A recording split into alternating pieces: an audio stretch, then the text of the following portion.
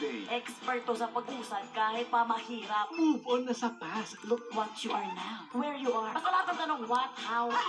Matuto at ma-inspire kina Clarice and Mopsy Crew. May pinagdaan na po kayo mga matitinding pag-move on. Doon natin kinukuha yung mga who. I am Miss Kuldesma's #1 fan.